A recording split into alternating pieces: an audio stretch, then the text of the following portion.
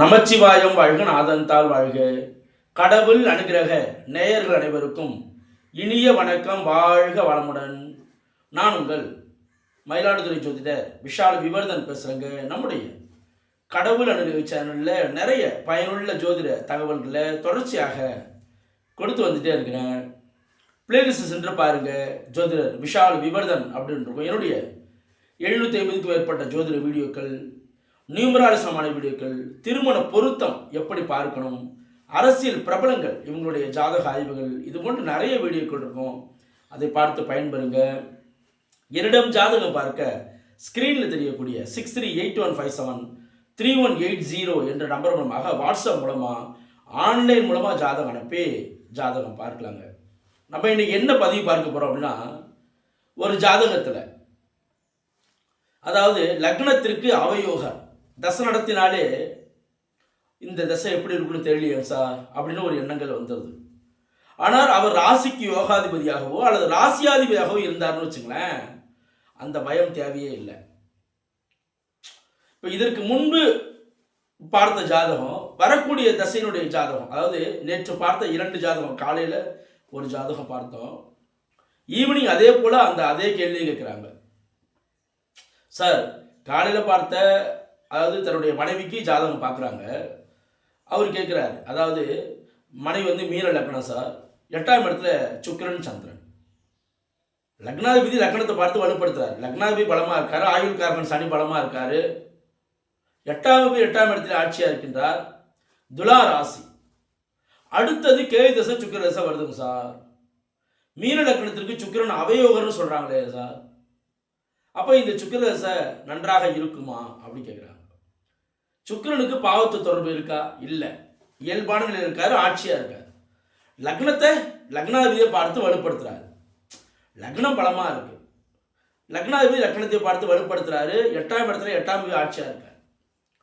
ராசியாதிபதியாக வராரு, துலா ராசி.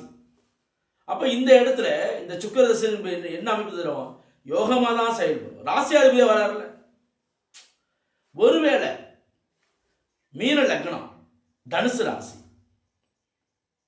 மீன லக்னத்திற்கும் சரி தனுசு ராசிக்குமே சுக்கிரன் நல்ல வரல. இந்த இடத்துல அதனுடைய பாயிண்டே வேற.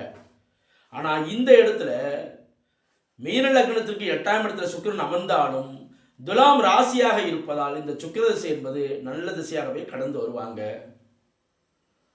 அப்படிங்கிற பாயிண்டா அதை சொல்றோம். அதே போல ஈவினிங் இதே போல அந்த கேள்வியோட ஒரு ஈவினிங் ஒரு ஜாதகம். சார், தனுசு லக்னம், 4ஆம் இடத்துல சுக்கிரன் உச்சம் பெற்று தசை நடத்துறாரு. 4ஆம் இடத்துல சுக்கிரன் உச்சம் பெற்று தசை நடத்துறாரு. சுக்கிரனுடைய தசை நடப்புல வரப்போகுது. இப்போ கேது தசை நடக்குது, கேது தசை நல்லா தான் இருக்கு. அடுத்தவருடைய சுக்கிர தசை நன்றாக இருக்குமா? லக்னத்திற்கு நேர் 8ஆம் இடத்துல, அதாவது லக்னாதிபதி சொல்லக்கூடிய குரு 8ஆம் இடத்துல உச்சம்.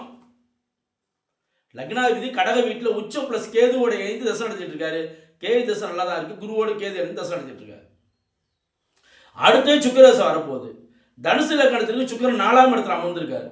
நல்ல பலனை தருவாரா? லக்னாதிபதி பலமா இருக்காருல்ல. உங்களுடைய ஜாதகத்தில் லக்னாதிபதி பலம் பெற்று இருக்காருல்ல. லக்னாதிபதி எப்படி இருக்காரு? உச்சமா இருக்காரு. எல்லாவற்றையும் சமாளிக்க உடனே லக்னாதிபதி உச்சமா இருக்காரு. 6ஆம் அதிபதி 4ஆம் இடத்துல உச்சமா வர்றாரு. ஆகட்டும், தொழிலாக பண்ண போறீங்க, வேலைக்கு தானே போயிட்டு இருக்கீங்க. பிஸ்னஸ் இறங்க போறீங்க, பிஸ்னஸ் இறங்கணும்னா யோசனை பண்ணணும். வேலைக்கு தான் சார் போயிட்டு இருக்கேன், நல்ல விஷயம் தான், தொடர்ந்து வேலைக்கு போங்க. 4ஆம் இடத்துல உச்சமாக இருக்காரு. வேலை நிமித்தமாக உங்களுக்கு வீடு, வண்டி, வாகனம், செல்வாக்கு, பொருளாதாரம் உயரும். 11ஆம் அதிபதி அதே சுக்கிரன் தான் உச்சமாக வர்றாரு. அப்போ இந்த இடத்துல இந்த தனுசு லக்னத்திற்கு லக்னாதிபதி பலமாக இருக்காரு. இந்த இடத்துல லக்னாதிபதி பலம் இழந்து 6ஆம் அதிபதி பலமாகி தசை நடத்துறாங்கன்னா அதனுடைய பலன் வேற. லக்னாதிபதி பலமாகி 6ஆம் அதிபதி தசை நடத்தினாலும் எல்லாவற்றையும் சமாளிக்கக்கூடிய அளவில் லக்னாதிபதி பலமாக இருக்கின்றார். இந்த இடத்துல இந்த தசையும் யோக தசையாக தான் இருக்கும்.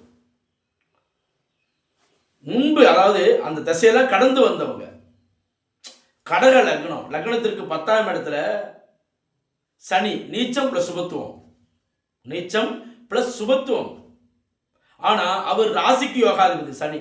இந்த சனி தசை தான் சார் எனக்கு எல்லா நன்மைகளையும் தந்தது. இந்த சனி தசை தான் சார் இவ்வளோ பெரிய ஒரு உயர் அதிகாரியாக வந்துட்டு இருக்கேன். அடுத்தவருடைய புதன் தசை நல்லா இருக்குமா? புதன் தசை ரொம்ப ரொம்ப நல்லா இருக்கும். அவரும் 11. அப்படிங்கிறப்ப இது என்ன பாயிண்ட் கேட்குறாங்க? அப்போ கடக லக்னத்திற்கு அவயோகர் தான் சனி.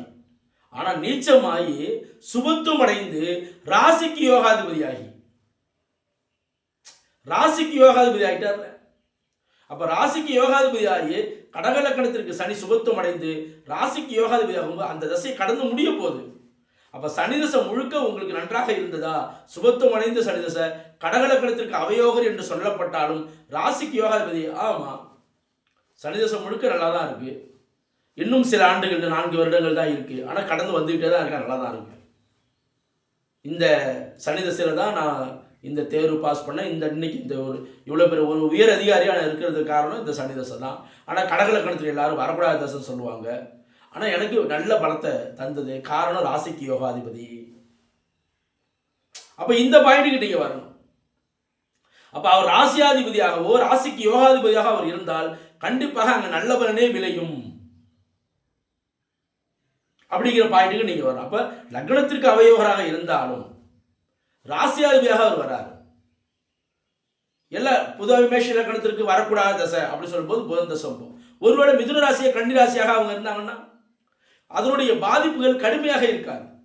பாதிப்புகள் இல்லை, ஓரளவுக்கு அந்த இடத்துல ராசியாதிபதி புதன் பலமாக இருந்தார் அப்படின்னா நிச்சயமாக அந்த புதன் தசை கூட இவங்களுக்கு ஓரளவுக்கு பாசிட்டிவாக தான் கொண்டு போகும். மேஷ லக்னத்துக்கு புதன் தசை வரக்கூடாது என்று சொல்லப்பட்டாலும் ஆனால் அந்த இடத்துல அவரே பாவத்துவம் அடையக்கூடாது. மிதுனராசி கன்னிராசிக்கு அதிபதி சொல்லக்கூடிய புதனும் அவரும் பாவத்துவம் அடைந்து லக்னத்திற்கு 6ஆம் வீடு பாவத்துவம் அடையும் போது என்ன ஆகும்?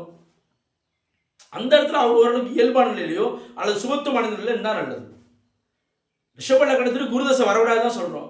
தனுசு ராசியாகவும் மீன ராசியாகவும் இருந்தா அப்ப இந்த இடத்துல பாசிட்டிவான பலன். மிதுன லக்னத்திற்கு செவ்வாதசை வரக்கூடாதுன்னு தான் சொல்றோம். விருச்சக ராசியாகவும் மேஷ ராசியாகவும் இருந்தா, கடக லக்னத்திற்கு சனி தசை வரக்கூடாதுன்னு தான் சொல்றோம். மகர ராசியோ கும்பராசியாகவே இருந்தா, சிம்ம லக்னத்திற்கு சனி தசை வரக்கூடாதுன்னு சொல்றோம். மகர ராசியோ கும்பராசியாகவே இருந்தா, கன்னி லக்னத்திற்கு செவ்வாதசை வரக்கூடாதுன்னு சொல்றோம். மேஷ ராசியாகவும் விருச்சக ராசியாகவும் இருந்தா, துலாம் லக்னத்திற்கு குருதசை வரக்கூடாதுன்னு சொல்றோம். தனுசு ராசியாகவும் மீன ராசியாகவும் இருந்தா, விருச்சக லக்னத்திற்கு புதன் தசை வரக்கூடாதுன்னு சொல்றோம். மிதுன ராசியாகவோ கன்னி ராசியாகவோ இருந்தா, தனுசு லக்னத்திற்கு சுக்கிரதசை வரக்கூடாதுன்னு சொல்றோம். ரிஷப ராசியாகவோ துலாம் ராசியாகவோ இருந்தா, மகர லக்னத்திற்கு சூரியனுடைய தசை வரக்கூடாதுன்னு சொல்றோம். சிம்ம ராசியாக இருந்தா, கும்ப லக்னத்திற்கு இவர் அவயோகர் என்று சொல்லக்கூடிய சந்திரதசை வரக்கூடாதுன்னு சொல்றோம். கடகராசியாக இருந்தா, மீன லக்னத்திற்கு சுக்கிரதசை வரக்கூடாதுன்னு சொல்றோம். ஒருவேளை துலாம் ராசியாகவோ ரிஷப ராசியாகவோ இருந்தா, அப்ப இது போன்ற அமைப்பெல்லாம் நீங்க சீர்திக்கு பாருங்க.